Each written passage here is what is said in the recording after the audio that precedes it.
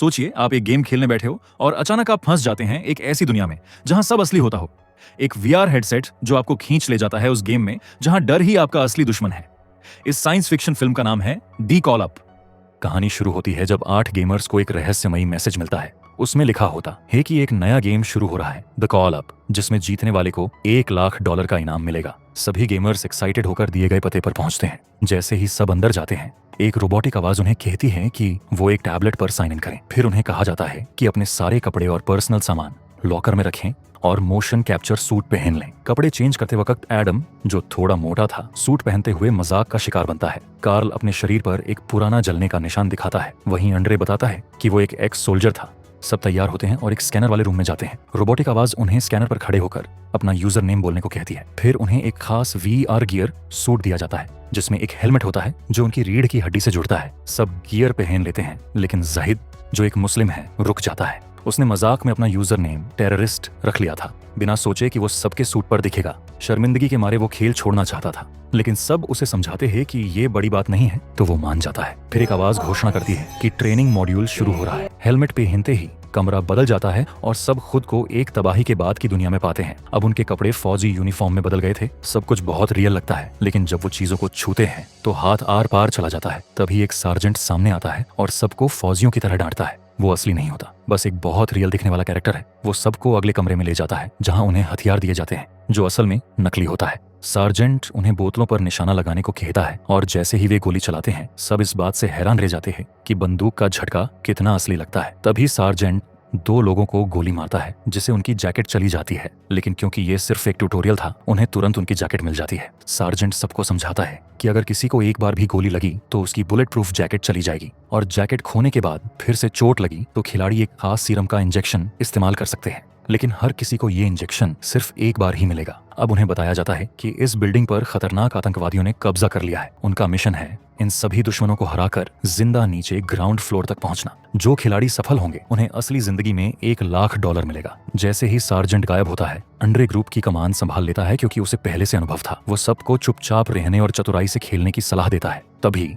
एक दुश्मन कॉरिडोर में आ जाता है और उनपे गोली चलाने लगता है। ज्यादातर लोग छिप जाते हैं, लेकिन आंड्रे तेजी से रिएक्ट करते हुए उसे मार देता है। फिर एक आवाज घोषित करती है कि लेवल 25 पूरा हो गया और सारे पॉइंट्स आंड्रे को मिले गए। वे दुश्मन की बॉडी को छूकर कंफर्म करते हैं कि वो सिर्फ एक कैरेक्टर था। जब वे सीढ़ियों से नीचे जाने की कोशिश करते हैं तो उन्हें पता चलता है कि बिना लेवल पूरा किए कोई भी बाहर नहीं जा सकता। लेवल 24 में उन्हें और भी एडवांस हथियार मिलते हैं जिन्हें आंड्रे सबको इस्तेमाल करना सिखाता है। फिर सभी एक बड़े कमरे में जाते हैं और मार्को पहले दुश्मन को मार देता है, जिससे बाकी प्लेयर्स का कॉन्फिडेंस बढ़ जाता है। सब प्लेयर्स इधर उधर भागकर दुश्मनों को शूट करते हैं, लेकिन एडम एक भी गोली सही निशाने पर नहीं मार पाता और अपनी सारी बुलेट्स वेस्ट कर देता है। तो आंड्रे आकर उस कैरेक्टर को मार देता है, लेकिन खुद घायल हो जाता है और उसकी जैकेट चली जाती है। इसी बीच टेलर को पैनिक अटैक आता है। असल में वो अपनी दोस्त की जगह गेम में आई थी और अब इस गेम की रियलिटी बर्दाश्त नहीं कर पा रही। शेली उसे समझाती है कि ये सिर्फ एक गेम है, लेकिन जब उसे किसी पर गोली चलानी होती है तो वो भी नहीं कर पाती। तभी एक आतंकवादी उनकी ओर आता है, जिसे कार्ल मार देता है,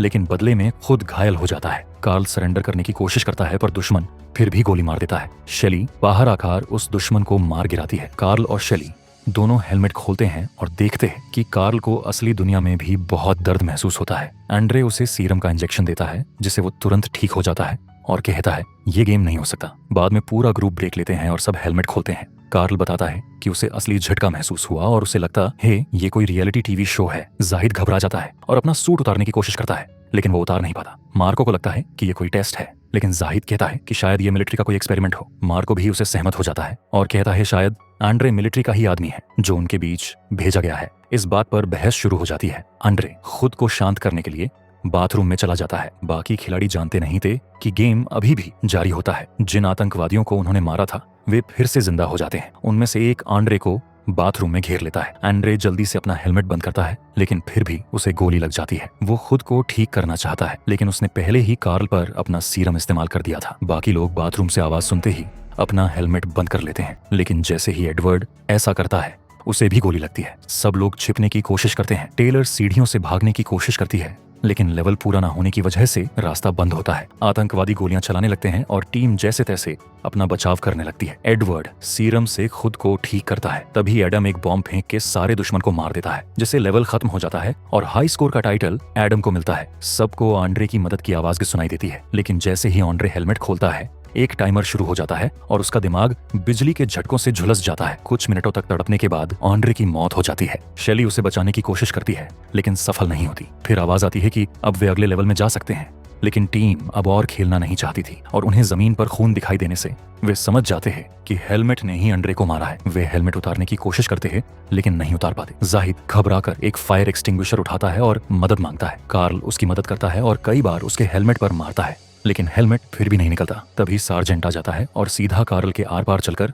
जाहिद को लात मारता है क्योंकि उसने नियम तोड़ा। वो सबको चेतावनी देता है कि नियम न माने पर सजा मिलेगी। मजबूरी में सबको खेल जारी रखना पड़ता है। अब वे अगले लेवल से गुजरते हैं जहां हर फ्लोर पर उन्हें नए हथियार चलाना और नई गेम की ट्रिक्स सीखनी पड़ती है। एक कमरे में गैस लीक होती है जिसे वे फायर वाले हथियार नहीं चला सकते, इसलिए उन्हें हाथों से लड़ना पड़ता है। किसी को आमने सामने मारने से टेलर की घबराहट और बढ़ाती है। शेली उसे दिलासा देती है कि वो उसे यहाँ से जरूर निकाल लेगी। जैसे जैसे टीम नीचे की ओर बढ़ती है, गोलीबारी की वजह से ज्यादातर खिलाड़ियों की जैकेट चली जाती है। कार्ल और एडम को गोली लगती है तो शेली और मार्को उन्हें सीरम से ठीक करते हैं। कुछ घंटे बाद टीम ब्रेक लेती है और देखती है कि रियल लाइफ में रात हो चुकी थी। सब थक चुके थे और इस गेम से बाहर निकलना चाहते थे। वे अलग अलग चीजों से खिड़कियों को तोड़ने की कोशिश करते हैं। जाहिद एक ट्रॉली की मदद से कांच में दरार डालने में सफल हो जाता है, लेकिन तभी सार्जेंट फिर से आ जाता है और इस बार पहले से ज्यादा ताकत से जाहिद को मारने लगता है। जाहिद भागने के लिए सीढ़ियों की ओर दौड़ता है, लेकिन सार्जेंट उसे लात मारकर नीचे गिरा देता है। इस गिरावट से जाहिद का पैर टूट जाता है। जाने से पहले सार्जेंट चेतावनी देता है कि अगली बार कोई भागने की कोशिश करेगा तो उसे जान से मार दिया जाएगा। टीम जाहिद को बचा लेती है, लेकिन चोट असली होने के कारण सीरम काम नहीं करता। रोबोटिक वॉइस फिर से आगे बढ़ने को कहती है। जाहिद कहता है कि उसे छिपा दो और बाकी लोग आगे बढ़ जाएं। टीम उसे एक फर्नीचर के पीछे छिपा देती है। थोड़ी देर बाद जाहिद खून बहने से मर जाता है। अगले लेवल पर मार्को और बाकी टीम नए हथियारों को लेकर बहस करने लगते हैं। इसी दौरान एक छुपा हुआ दुश्मन मार्को को पीछे से गोली मार देता है। सब फायरिंग शुरू कर देते हैं और टेलर डर कर बाथरूम में छिप जाती है। काफी फायरिंग के बाद एक बॉम्ब से लड़ाई खत्म होती है और शेली मार्को को सीरम लगा के मदद करती है। टीम को एहसास होता है कि टेलर गायब है तो वे उसे ढूंढने निकलते हैं। बाथरूम में एक आतंकवादी आता है और एक एक करके सारे टॉयलेट चेक करता है। टेलर आवाज सुन के अचानक दरवाजा खोलकर उस आतंकवादी को चाकू से मार देती है। लेवल खत्म होता है और एडवर्ड को हाई स्कोर मिलता है। ब्रेक के दौरान टीम अपने जीवन के बारे में बात करते हैं और समझ जाते हैं कि सभी खिलाड़ी ऐसे लोग हैं जिनका कोई परिवार नहीं है, इसलिए कंपनी ने उन्हें चुना है ताकि अगर वे मर भी जाएं तो कोई ढूंढने नहीं आएगा। अगले लेवल में टीम देखती है कि सार्जेंट एक बंधक को मार रहा है। वो बताता है कि बिल्डिंग के बेसमेंट में एक बॉम्ब है जो सबको उड़ा देगा अगर उसे समय पर बंद नहीं किया गया। इसीलिए बॉम्ब को डीएक्टिवेट करने के लिए बंधक से कोड लेना होगा। एडवर्ड को जैसे ही पता चलता है कि बंधक बिजली के तारों से जुड़ा है, वो बिना दया के उसे बिजली के झटके देने लगता है। आखिर में बंधक अपनी जान की भीख मांगता है और एक शब्द बोलता है जिसे एडम कंप्यूटर पर टाइप करता है, लेकिन ये एक बड़ी गलती साबित होती है क्योंकि वो शब्द बम को एक्टिवेट कर देता है। अब उसके फटने में सिर्फ 30 मिनट बाकी है और उसे मैन्युअली रोकना होगा। सार्जेंट वहां से चला जाता है और बंधक उनकी हालत पर हंसता है। गुस्से में टेलर उसे गोली मार देती है। इस पर मार्को एडम पर भड़क उठता है और उसे मारने को जाता है, लेकिन हेलमेट की वजह से उसका हाथ को ही लग जाता है। वो हेलमेट खोलकर एडम को असली में मारता है। जब टेलर उसे रोकने की कोशिश करती है तो उसे भी चोट लगती है। तभी सार्जेंट की गूंजती हुई आवाज आती है कि वो लिफ्ट का दरवाजा पकड़े हुए है। सभी जल्दी से भागकर लिफ्ट में जाते हैं, लेकिन लिफ्ट अचानक रुक जाती है। दरवाजे पूरी तरह नहीं खुलते, इसलिए मार्को लिफ्ट को जोर लगाकर खींचता है और सभी उस रास्ते से बाहर निकलते हैं। लेकिन जैसे ही एडम निकलने की कोशिश करता है, मार्को उसे रोक देता है और दोनों लिफ्ट में फंस जाते हैं। लिफ्ट उन्हें तीसरी मंजिल पर छोड़ती है, जहां मार्को एडम को फोर्स करता है आगे बढ़ने के लिए। एडम किसी तरह एक दुश्मन को मारता है, लेकिन उसकी गोली खत्म हो जाती है। फिर भी मार्को उसे ढाल की तरह आगे बढ़ाता है। इसे मार्को चुप के भाग जाता है, जबकि एडम को गोली लगती है और कुछ सेकंड में वो मर जाता है। कुछ देर बाद ही लेवल खत्म होने की घोषणा होती है। दूसरी ओर बाकी टीम चौथी मंजिल पर हथियार खोज रही होती है। तभी एक टेररिस्ट स्मोक ग्रेनेड फेंकता है, जहां कार्ल को घबराहट का दौरा पड़ने लगता है। शेली उसे संभालती है और कार्ल बताता है कि एक आग में उसने अपनी गर्लफ्रेंड खो दी थी और धुआं उसे उस हादसे की याद दिलाती है। शेली उसे समझाती है और आगे बढ़ने के लिए मनाती है। टीम धीरे धीरे मंजिल दर मंजिल नीचे जाती है और आखिरकार पहली मंजिल पर पहुंचती है, लेकिन अब उनके पास गोलियां लगभग खत्म हो चुकी थी। जब टेलर इलाके की तलाशी कर रही थी तभी उसे सीरम मिलता है। फिर मार्को पीछे से आकर उसे सीरम मांगता है। टेलर मना कर देती है तो मार्को उसे गोली मार देता है। जब कार्ल टेलर को ढूंढने आता है तो उसे टेलर की लाश मिलती है। मार्को झूठ बोलता है कि उस पर हमला हुआ था, लेकिन कार्ल ने देख लिया था कि टेलर ने खून से मार्को का यूजर नेम लिखा था। कार्ल गुस्से में आकर अपना हेलमेट खोलता है और मार्को पर असली में हमला कर देता है। वो उसे लात मारता है और गला दबाने की कोशिश करता है, लेकिन मार्को उसे दीवार से धक्का देकर नीचे गिरा देता है और कार्ल को गोली मारने की कोशिश करता है। तभी सार्जेंट वहां आ जाता है और मार्को का गला दबा देता है और उसे उसकी मौत हो जाती है। जब बाकी बचे 3 खिलाड़ी नीचे की ओर बढ़ते हैं, वे बेसमेंट में पहुंचते हैं और रोबोटिक की आवाज बताती है कि ये आखिरी लेवल है। तीनों नए हथियार उठाते हैं और टेररिस्ट्स को मारते हुए बॉम्ब तक पहुंचने की कोशिश करते हैं, लेकिन दुश्मन लगातार आते रहते हैं। कार्ल एक ग्रेनेड फेंककर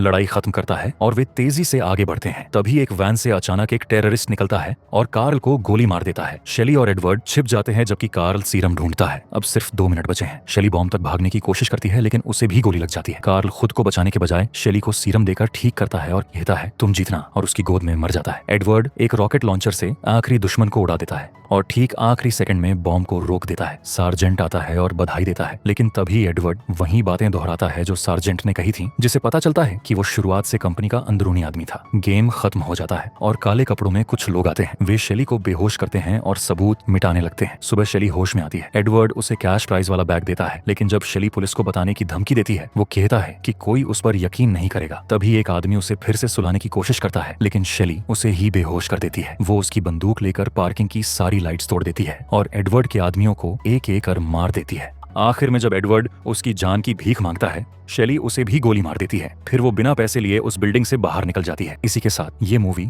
यही खत्म होती है। आप कमेंट करके बताइए आपको ये मूवी कैसी लगी। इसी तरह एक बेहतरीन एक्सप्लेनेशन के लिए चैनल को सब्सक्राइब और एक लाइक जरूर करें।